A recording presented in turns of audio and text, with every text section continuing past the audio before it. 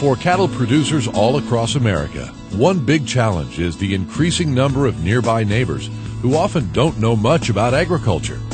For Nick Hunt and his family, that issue is front and center because Clan Farms, their 2,400-acre crop and cattle feeding operation, sits right on the edge of their hometown. This land we're on is the original land that my great-grandfather bought in 1868 for $5 an acre.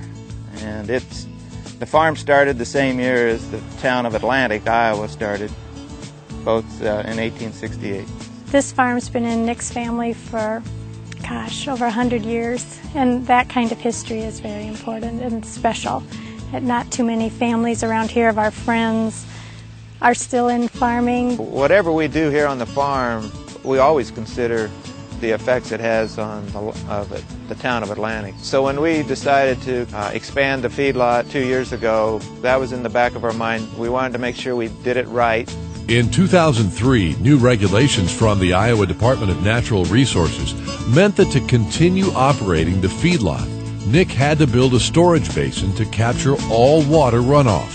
To help cover the cost, Nick decided to increase his feedlot capacity. One particular neighbor, when he saw that I was increasing my cattle numbers and building a runoff control basin, he became concerned with the potential odor involved with that many head. So when I was trying to control water pollution by capturing the runoff water and doing everything right and according to the law, I felt it strange that other people would object to that. The issue hit the local paper, but Clan Farms had a solid record of environmental stewardship, and there was support from many in the community. With approval from the Iowa DNR, the new basin to protect water quality was built, and the feedlot expansion is now nearly done. Nobody's ever complained, and I think after 3 years they realized that a cattle person can expand their operation and it doesn't have any effect upon their lifestyle. It opened my eyes to the idea that because I have land and cattle, people are aware of me and they watch me and they want to make sure that I do things right. Doing things right for their land and cattle is a long tradition for the Hunt family. Their efforts include annual soil testing and using no-till to grow corn and soybeans. In addition, the Hunts work closely with NRCS.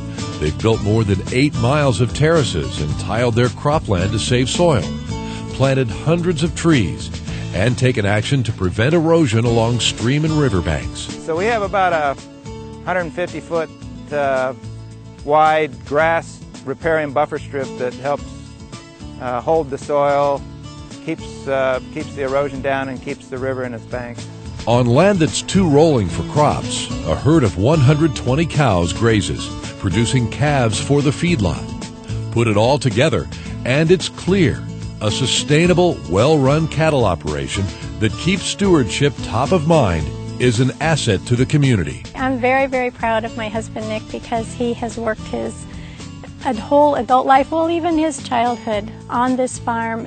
It means everything to him, and he has complied with all of the different rules and regulations to make sure that it's environmentally sound. My father had taught me that if you take care of the land will take care of you. We're only here on earth a short time, and we need to pass on the land to the next generation in the best shape, or make it better actually than what we received the land, and that's what I try to do.